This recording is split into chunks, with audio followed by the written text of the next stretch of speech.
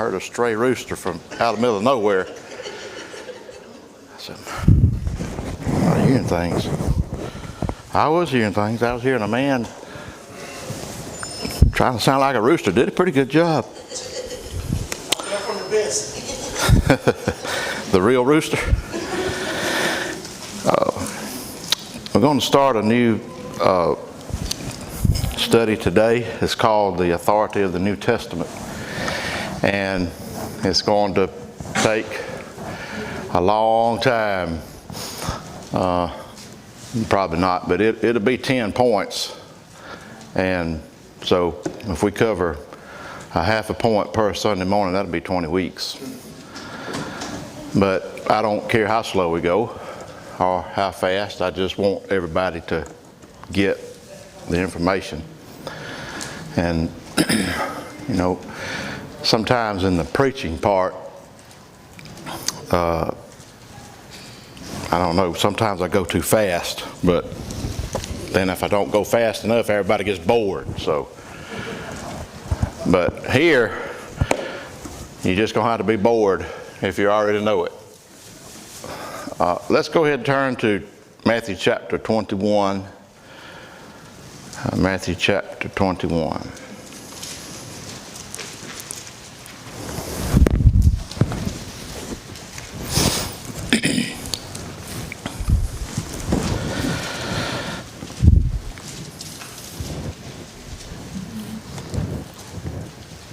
We'll start in verse 23.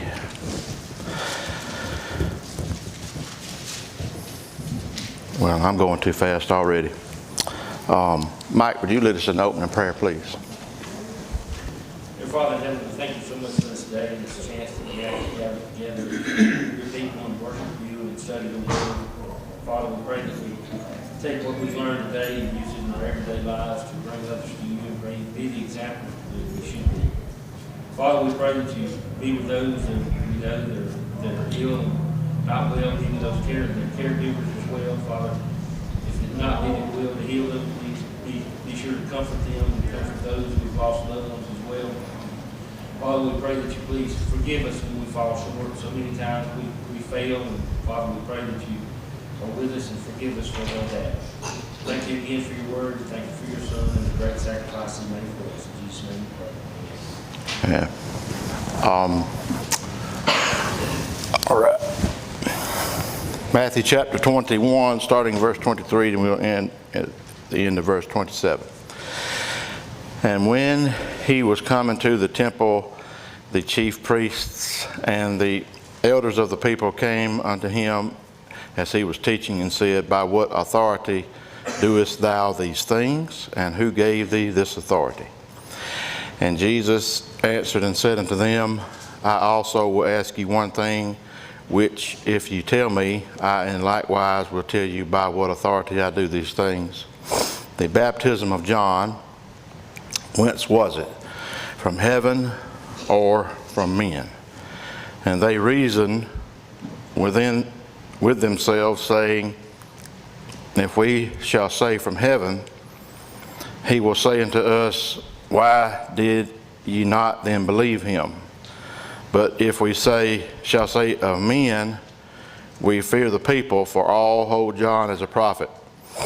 And they answered Jesus and said, We cannot tell. And he said unto them, Neither tell I you by what authority I do these things. So the Pharisees and the Sadducees and the scribes and the elders and all those people, they were always trying to trick Jesus or get him in some kind of trap. And I don't know if they were ready to really believe that he was divine, but they should have known you can't trick God, because he can read your thoughts, and he made you, and he knows what you're capable of. But they asked a lot of foolish questions in the past, and like in Matthew chapter 15, We don't have to turn there, but when the scribes and Pharisees asked Jesus, they said, "Why do your disciples transgress the tradition of the elders when they do not wash their hands before they eat bread?" Okay. Now, let's go ahead and turn there because we're going to go slow. This really needs to be talked about.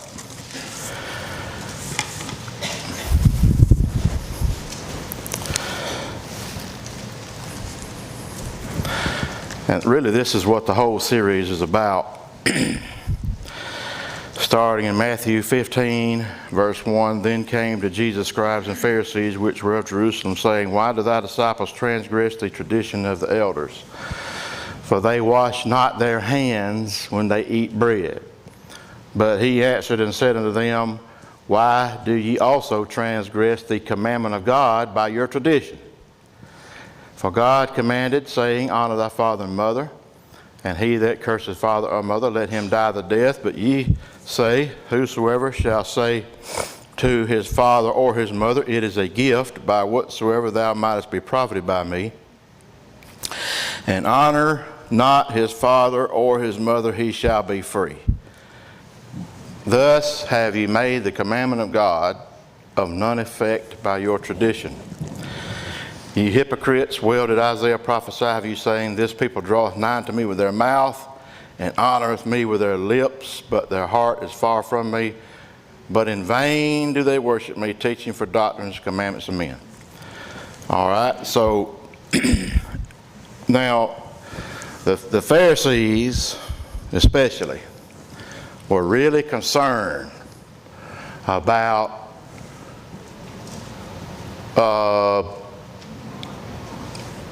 making sure that they looked like they were religious.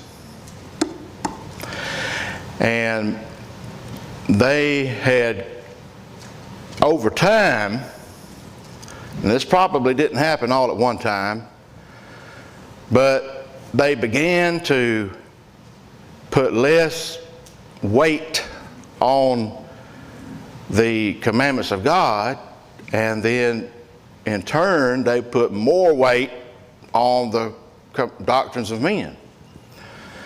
And I always want to say this. I never said it,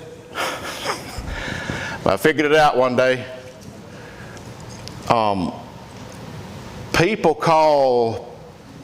People that are not like us call people like us Pharisaical. And I don't get it. Okay? What they're trying to say is, you people, you members of the Church of Christ, y'all are too legalistic. Okay, whatever. All right, legalistic. You know how people, they start these words and they start these phrases, and it spreads everywhere, and nobody slows down to examine exactly what the words mean. Okay? Well, I'd rather be legalistic than illegalistic. Okay? What's wrong with abiding by God's commandments? Nothing. What it is they don't like that, because you're making them look bad. Am I pointing on too strong, too early? You see, they don't like that. When they see that we can show them in the scriptures why we do what we do, and they cannot show you why they do what they do, they start trying to figure out how to slander you or bring you down. Okay? And they come up with this term, legalism. I'm fine with that. Okay, let's think about legalism. What's legal and what's illegal? Okay? In Christianity. 1 John 3:4 says that sin is a transgression of the law. Okay? So if you're breaking God's law, that's illegal, and that's a sin. And if you're keeping God's law, then that's legal, and that's not a sin.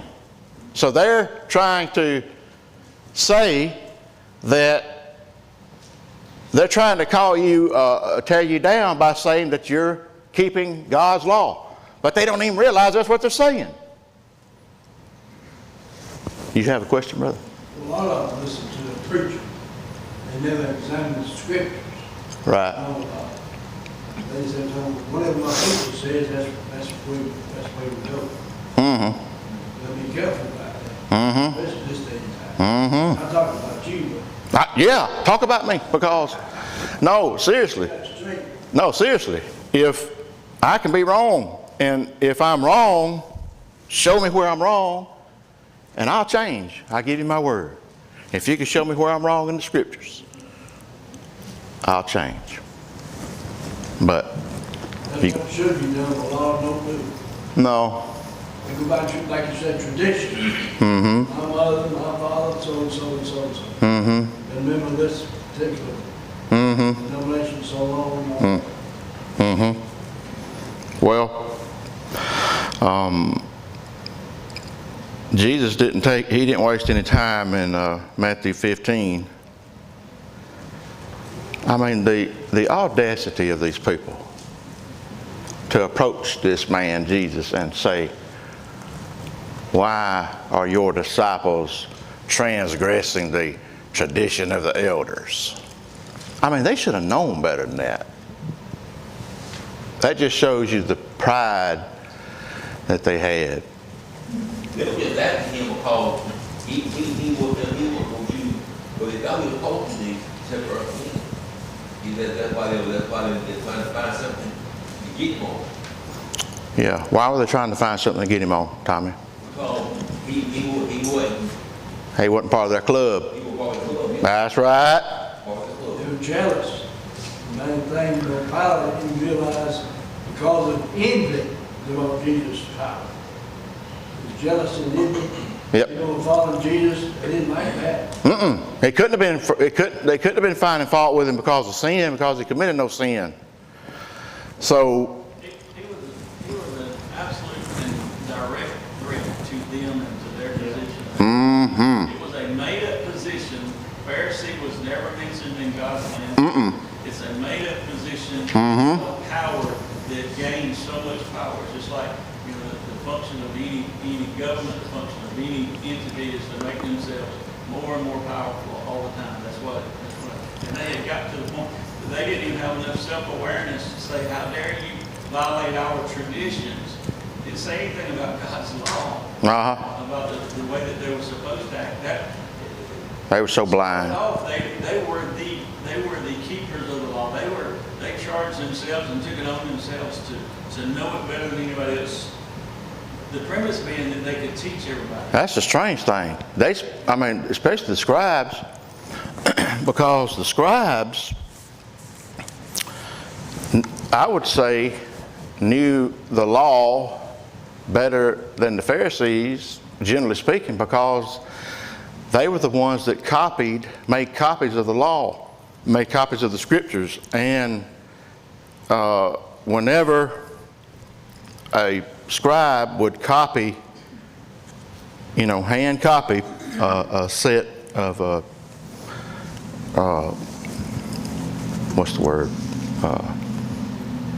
manuscripts, it had to be like a Xerox copy, because if, like these two Bibles right here, they're exactly the same. I already told you that because I'm weird and I know where it is on the page.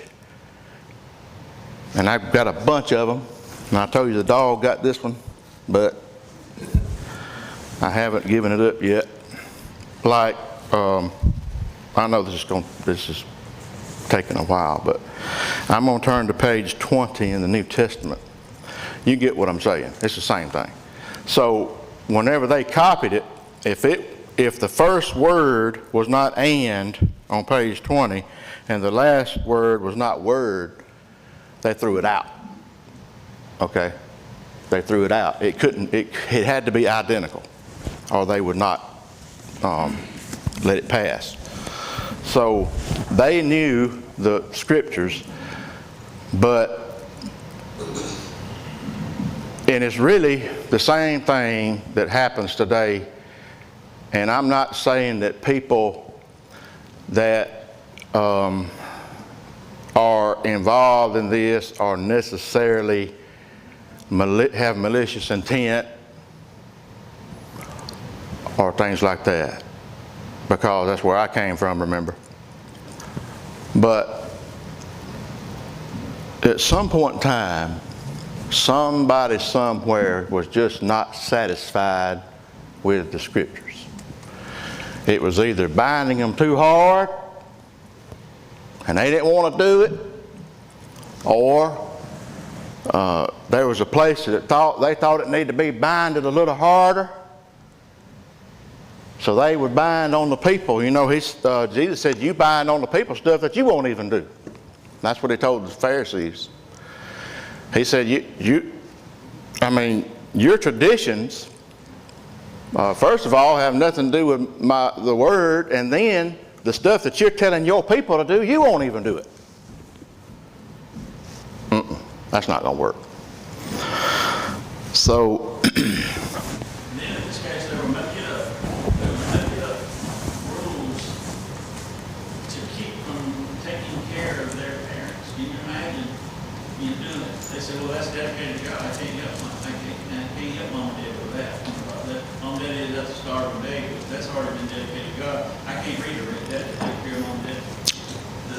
The callousness of that, just so that they can look good, because if it's dedicated to God, everybody sees that you dedicated that to God. It was all about their appearances. I think, and if that was, they didn't learn that lesson from Saul. They were supposed to be the scribes and the Pharisees. They knew the law, but they didn't apparently know what Saul had done. And Samuel, telling him, obedience is better than sacrifice, and that's been said many times through the Bible. Keeping the stuff and going to sacrifice. God don't want sacrifice. God wants service. He wants you to do the things that you're supposed to do. Right. And it's not that we don't sacrifice to serve. We have to do that. Right. But it's a sacrifice to make yourself look good, and that's not sacrifice. God already owns it anyway. That's exactly right. Why does he want your stuff? It's not your stuff. It's his. See, one of the first laws that were given was, honor your mother and your father. Yeah. So you can live long. This was violating one of the most plain and earliest, commandments that were given. They weren't honoring their father. They were in starve just so that they could say, no, I got plenty, but that's been dedicated to God, and they can't. This is my opinion or thoughts. I don't see it in the scripture, but when they were dedicating this stuff as a gift to God, if it's like it is today, they had plenty of money in the bank. Some of these religious organizations, you would be shocked at how much money they have in the bank. Okay, that's not what the money is for. By the way, I have no idea how much money is in the bank here. Don't start thinking. I have no earthly idea. All right. But there are big congregations out there that have hundreds and hundreds and hundreds of thousands of dollars in the bank. And when somebody comes along and needs some help to go spread the gospel, they say, we ain't got it this month. Look, you are in trouble with God. Right now. Right, I'm not talking about when you die. I'm talking about right now, you're in trouble. That's I had to get off of that because I don't want to. That really gets me upset. But I've seen it happen. I got a question for you. All right. I got an answer, but it may not be the one you want. It might be, I don't know.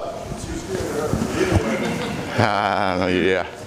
I've always been taught that the scribe, the king took care of them. That he had them in there, writing the Bible, copying them, like they'll say. Yeah. What do you think happened when they would run across something that they knew was going directly against his lifestyle? Providence of God. I think the providence of God, I think God preserved the scriptures. Okay. I think because if you're not careful, this is a place where Satan can tear down the whole thing. Because every single thing that I believe, that you believe, that we believe, is based on this book. It should be. And anytime Satan can, he will try his best to tear down the trustworthiness of this book. If he, like the question, well, how did we even get the Bible? How did we get the scriptures? How do we know that it's true? How do we know something hadn't been added? How do we know that something hadn't been deleted? How do we know that all of those 13 books that are in the Catholic Bible are not supposed to be in this Bible? How do we know, okay, I know that there's information out there that you can read and study, but it's not going to answer all your questions. And this is where the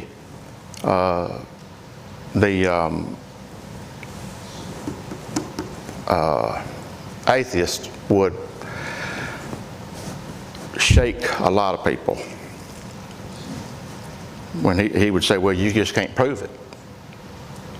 Well, there's a lot of stuff I can't prove. Like heaven. Okay? Now, like physically take pictures of another spiritual realm and bring it back here. It's by faith. I think what Mr. Raven is referring to is like in the King James Version was written, Yeah. they transliterated some words instead of translating them because They're afraid to get the head chopped off. there you go, like the word should have been immersion instead of Baptism, yeah. and stuff like that. And, but like you said, I think God had a hand in it, preserved it well enough that those that wanted to search for the truth could find it. Well, a transliteration is better than taking a word and changing it, okay? Now, the word baptism was not even a word until 1611. The word was immersion, like Randy said, and King James was sprinkled as a child.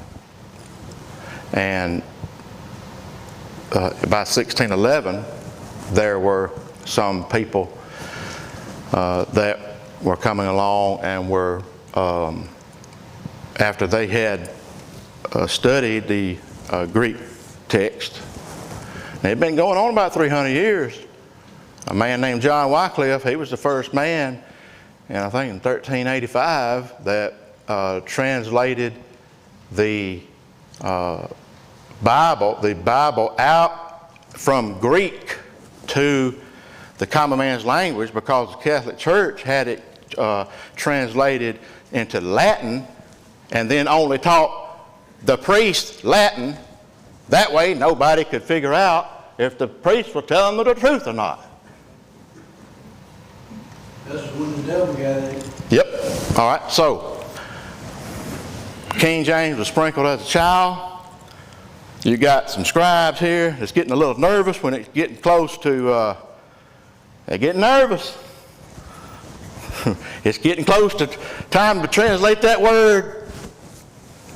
Well, they came up with a new word called baptism. The immersion was translated from the Greek word baptizo, so they just made a new word, baptize. And that did happen. I mean, according to history. I mean, then you can see the ancient text and see that, so they created a word. I think that was pretty smart. But I don't know if that was the providence of God or not. But I know what the word means. Don't you? Yeah. So I don't see anything in the New Testament that it shouldn't be there. Put it like that. So back to, did that answer your question? So what's the question? What was the question, my friend? You don't remember. I don't either. The divine providence of God. I believe it. Okay? I believe that these scriptures have been preserved. Because if you don't, you're not going to last long. What we can't do is hold up one particular version and say this is it. Because what like the version was talking about there, everybody has an agenda. The NIV, I just about won't read it because it leaves out some really, really important things. Different ones, but some do read it, and it's easy to read and understand. And 99% of it is accurate, and you can use it. But every one of them, have flaws. The King James, New King James, English, every one of them. Some of them more than others. But what we can do is what you were talking about. There's people that went back to the original stuff and did it the right way. Mm-hmm. You have to be smart enough to know and to understand. Hey, that don't right. Let's check that a little bit further. Let's check that against the other. Because every one of those flaws, we'll see a contradiction. And if you see a contradiction, there's something wrong with it. Then it's up to us to go and study and figure out what that is. But if we hold up one version, whichever one that is, and says this is it, this is the one we got to go by, then we got a problem. Yep, it reminds me of that lady that said, talking about King James, she said, if it was good enough for Paul, it's good enough for me. And I use the King James. But that just tells you that she heard somebody say that. And he heard somebody say that. That's where all this denominational stuff comes from. And what I want to say, I didn't want to take her and grab her and shake her. I was like, oh, okay, you know that the King James was about 1600, 1500 something years after Paul died. But she didn't mean anything by it. She just heard her mama say that. Really. And that's why most people are what they are. Because they heard their mama say it. Or they heard their daddy say it. And said, if that church was good enough for my mama, it's good enough for me. Okay, well, I'm the first one. Y'all know that. I was baptized right there, 1995. I mean, you got to draw the line somewhere. You got to draw the line somewhere. One of the our translation, the paraphrase, the Living Bible. I would throw that thing in the trash can. And a preacher preaching that. Man, don't read that. I hope I'm not offending you, but if you want to read that and try to go to heaven, throw it in the trash can, because it's not the Bible. Now, I will say that don't read that one. But so I think Jesus straightened them out pretty good. You have made the commandment of God of none effect by your tradition. And, well, did Isaiah prophesy of you, saying, these people draw nigh unto me with their mouths and honor me with their lips, but their heart is far from me. But in vain do they worship me, teaching for doctrines and commandments of men. All right, so they honor me they draw nigh unto me with their mouths, they honor me with their lips, but their heart is far from me. You know what that means? Out in public. Yeah, out in public, they're one thing, but in private, they're different. I'm talking about in here.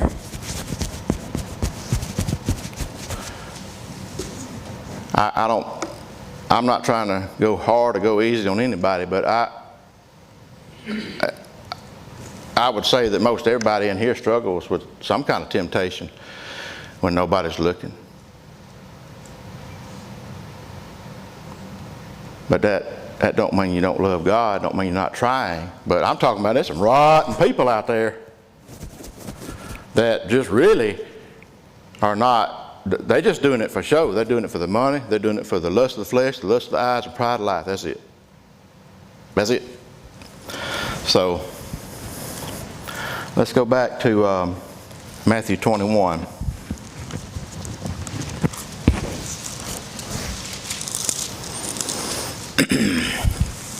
So, and then there was another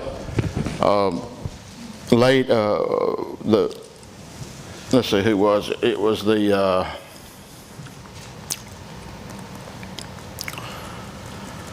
it was somebody that asked Jesus about that woman that had been married 7 times.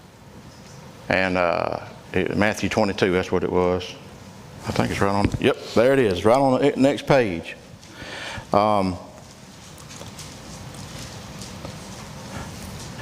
Matthew 22, starting in verse 23, the same day came to him the Sadducees, which say there is no resurrection, and asked him, saying, Master, Moses said, if a man die having no children, his brother shall marry his wife and raise up seed unto his brother. Now there were with us 7 brethren, and the first, which he had married a wife deceased, and having no issue, left his wife unto his brother, likewise the second also, the third unto the 7th, and last of all the woman died also. Therefore in the resurrection, whose wife shall she be of the 7? For they all had her. So that was one of those foolish questions. You see what happened? She married a man, he died. The law said you can marry his brother to carry on the family seed. He died all the way up to 7. Okay. Well, first of all, I never seen that happen. Number 2, I mean, I love it. I love it when Jesus nails them to the wall. I love it. He said in verse 29, Jesus answered and said unto them, ye do err, not knowing the Scriptures nor the power of God. He said, you are I'm not going to say the word. You are a bunch of not smart people. And you think you're so smart. For in the resurrection they neither marry nor are given in marriage, but as are the angels of God in heaven. He said, you should have known this. He said, you don't even know the Scriptures. You see, foolish questions. But the question that they asked Jesus in Matthew 21 about what authority doest thou these things, I think that was a great question. I think that was a sincere question. I think they had, there were pockets of these Pharisees and Sadducees. There were pockets of them that were thinking, and they didn't let their pride and their sin take over their mind. And they were thinking, okay, I know the Scriptures. I know the prophecies about what the Messiah should look like. And I know that he matches every one of these prophecies. Okay? He matches every one of them. And then you had a pocket of sincere people that asked the question. They're not quite ready to put their complete and total faith in him, but they're asking, by whose authority doest thou these things, and who gave thee this authority? They were still straddling the fence, because Jesus said the baptism of John, whence was it? He did it again. He nailed them to the wall. He knew what they were thinking. He knew that they couldn't answer the question. He knew that they were scared. And they reasoned among themselves and said, well, if we say from heaven, he's going to say, well, why didn't you do it? And if we say from men, then we fear the people. And they said, well, we cannot tell. That was a lie. That was a lie. They knew it. And Jesus said, well, I'm not going to tell you then. So, this is bad, but, you know, that sounds childish, doesn't it? You remember when you had brothers and sisters? Well, tell me this. Well, tell me that. Or you tell me. Well, I'm not going to tell you anything unless you tell me something first, okay? That's what Jesus did. He said, you going to tell me what you think about the baptism of John? And they said, no, we're not. And he said, well, I'm not going to tell you anything. It couldn't be childish because it was from God. So I'm going to do it from now on. He did what he said he was going to do. He did. He said, if y'all tell me, I will tell you. They didn't tell him, so he didn't tell them. That's right. He was in total control of the situation. Man. So, let's move on to point number 1. We got several minutes left. Well, that was the introduction. I wonder why everybody was laughing. I was serious. That wasn't the point. I told you it's going to take 20 weeks, but we're going to have fun. All right, so you got to establish some facts. You can't run. This thing can't operate unorganized. Okay, the church. It cannot operate unorganized. It's just not going to work. Okay? And if we organize it by this, then it'll work as good as it possibly can here on earth, you see, with human beings being involved. It'll operate as good as it possibly can. Same way with marriage. Same way, well, really, there's only 2 institutions mentioned in the Bible: is the marriage and church. And if you run both of those by this, not saying of course you're gonna have problems, because the better you get at it, the more Satan's gonna throw at you. I know that for a fact. So, and he can throw some bad stuff too. All right, so. Number 1, all authority has been given to Jesus by the Father which is in heaven. So we need to realize that. Everybody on the face of the earth needs to realize that. All authority has been given to Jesus by the Father which is in heaven. Matthew 28:18. Let's go there.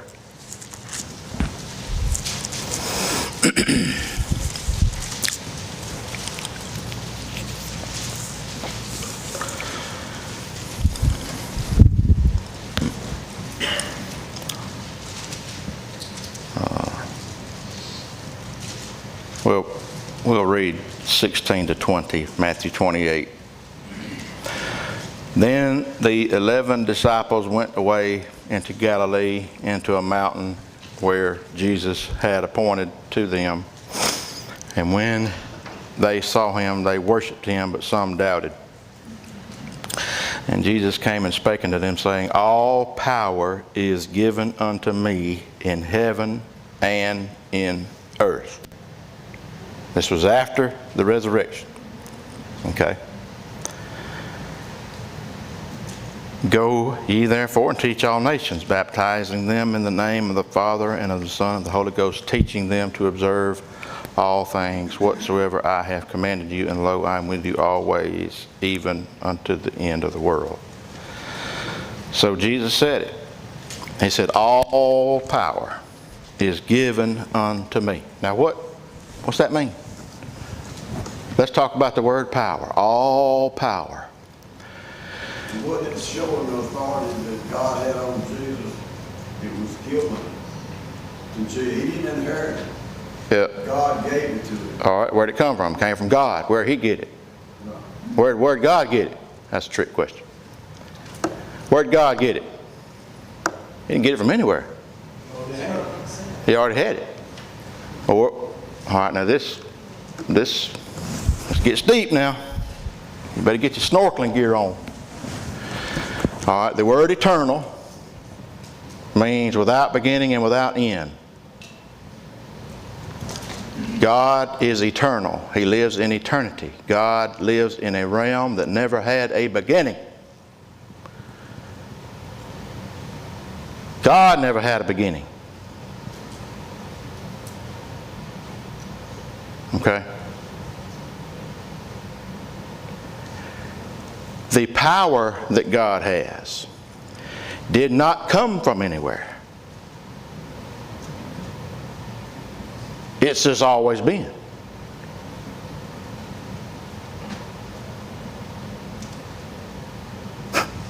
Okay.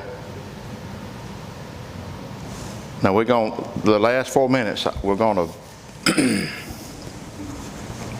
get really deep. Now, like in the class over here at VBS, here we go. Nope. Now, I want you to think about this. They told me in school, in elementary school, this is what the teacher taught. Now, I'm not saying she believed it. I'm not saying she didn't believe it. I'm saying it was in the textbook, and they told her to teach it. That, where did the universe come from? There was a ball of matter about the size of the ball that's in the end of this ballpoint pen. Now, they didn't say where the ball of matter came from. They're just saying that's where the beginning was. And there was a great explosion.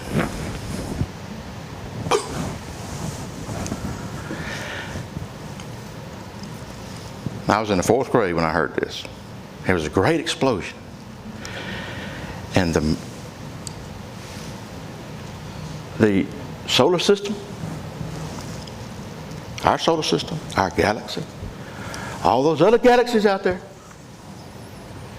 that operate with flawless accuracy. There was a great explosion, and this little thing right here exploded, and everything just settled out, and the moon went around the earth the same way every month. The earth went around the sun the same way every 365.25 days.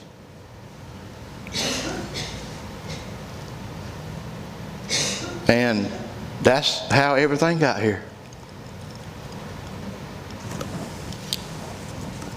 All right, now some of you already heard this. Wait, don't go. Some of you heard it, some of you hadn't. Okay? And all the little kids, they're just like, wow, man. Okay? Well, I said, I'm going to go to the school and I'm going to take a truckload of pallets. You know, the pallets like stuff, come on, the forklift pallets. Now I'm going to just pile them up out here in the parking lot at First Citizens. And I'm going to stick 17 sticks of dynamite under there. Now this is figurative now. Don't go tell the bank that I'm supposed to blow something up. And I mashed the button, and those pallets, man, they just boom, all in just nails and splinters, just sky high, and all come down, and it's a house with a front door and windows and nails. And y'all thinking, this dude lost his mind. Well, why hadn't they lost their mind? They telling the same thing. Yeah, if I said that, I would say, yeah, y'all take me on to the south wing. But why don't people say that they have lost their mind by telling that stuff? There's no way that it came from this ball of matter. It's not possible. Class dismissed.